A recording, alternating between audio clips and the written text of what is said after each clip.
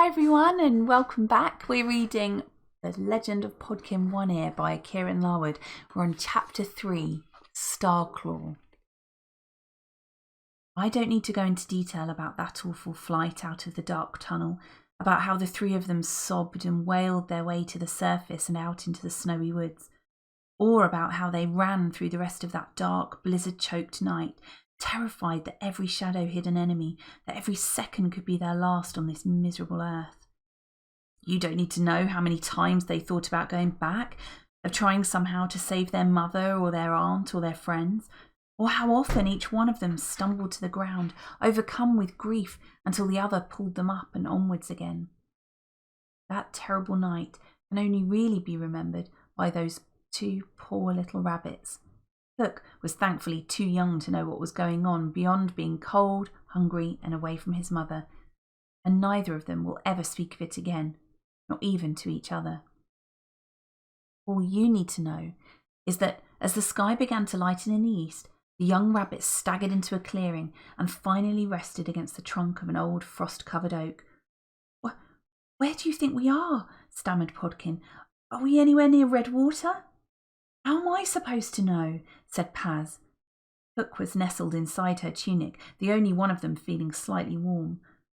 "I was lost 5 minutes after we came out of the tunnel. Maybe if you'd paid attention in our geography lessons—" "You were paying attention for me, and you don't know where we are either, so the lessons were a fat waste of both of our time, weren't they?" Neither of them spoke for several minutes.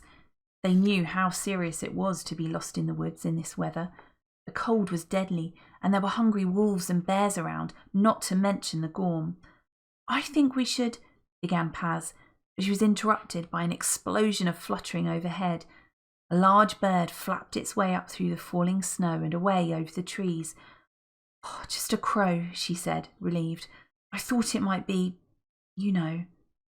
"Not just a crow," whispered Podkin. "It was one of them. Didn't you see? It had metal spikes bursting through its skin, and its eyes were like theirs." "You're imagining things, Pod. After what happened, your mind isn't working properly." "It is! I saw it!" "A crow? How can a crow be like them?" "Don't you remember Father saying—" Podkin was crying again now, big fat tears that splashed down to melt holes in the snow. "They change things like crows and rats. They turn them into their servants. That crow spotted us, and it'll tell them where we are." Paz still wasn't convinced, but they had to keep moving, hoping all the time that they would see something to give them a clue as to where they were. If only everything wasn't covered in so much cursed snow. Paz shifted the sleeping lump inside her tunic that was Puck and started to move off again, only to notice Podkin wasn't following. He had his nose stuck in the cloth-wrapped bundle that Auntie Olwyn had given him. "Come on, Podkin, we have to get moving." But Podkin wasn't budging. "Wait a minute, Paz, there's something here." Podkin hadn't paid much attention to the dagger all night. In fact, he had been using it as a walking stick to help pull himself through the snow and had half forgotten he had it at all. But now that there was some dawn light, he was curious as to why it was so special, and a quick peek had revealed a piece of parchment wrapped around the blade. He pulled it out. "It's a message." He handed it to Paz. "Here, you look. I can't read Ogham." As I'm sure you will all know, Ogham is an ancient written language and was designed for simple marking of posts, trees and standing stones. Podkin had always been too lazy to learn it, much like everything else, although now he was sorely regretting it. Paz stared at the parchment for a few seconds, her breath steaming around her head in a cloud as she gasped, "It's a letter from Mother." "My darlings, if you're reading this, then our worst nightmares have come true and the Gorm have come to Mumbury. Thank the goddess that you have escaped. This dagger you are holding is our Warren's greatest treasure, the magical dagger known as Starclaw. Father lets everyone think that his silver broadsword is the magic weapon, but it has always been this simple copper knife. It is one of the 12 gifts given to the first tribes back at the start of time.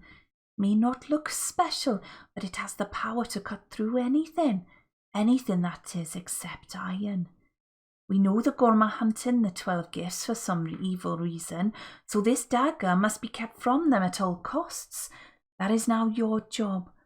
Run fast, my darlings, and run far.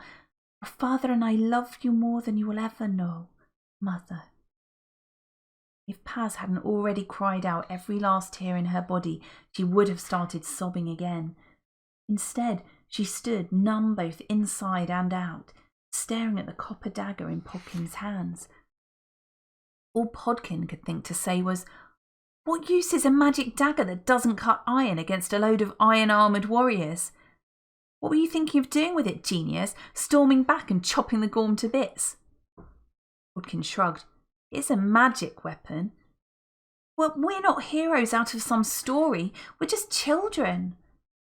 Podkin stared at the dagger again, a useless hunk of metal, and yet so precious to the Gorm that his father had to die for it.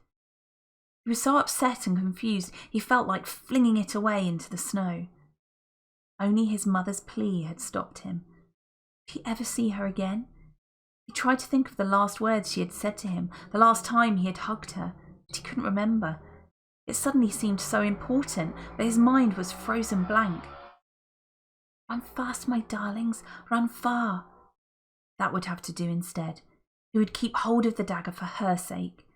He rolled it and the parchment back into the blanket and looked up at his sister. "Well, what do we do then? We don't even know where we are." "Redwater is northeast. The sun is rising in the east. We head that way." Podkin didn't feel as if he could go another step, let alone run all the way to Redwater. He was about to argue some more when he thought he heard a noise in the distant woods.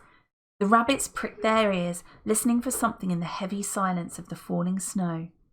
In amongst the muffled forest sounds and Puck's wheezy little snores, they heard it again, a sound that made their blood run cold. Well, colder. It was already almost frozen. Somewhere far behind them, but growing louder very quickly, was the echoing wail of a strange horn, and behind that was another quieter sound, the clanking, scraping of iron against iron. Thanks very much for watching. See you next time.